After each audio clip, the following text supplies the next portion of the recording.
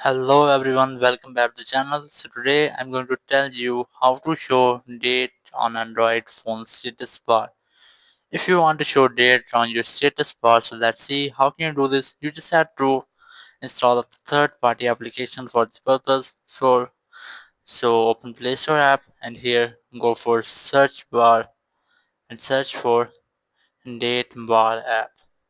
And just search for this app and then you will get this app. You just have to install this app. You can see here's 4.7 rating, so it might be perfect. You just have to tap on install, and after that just wait for installation.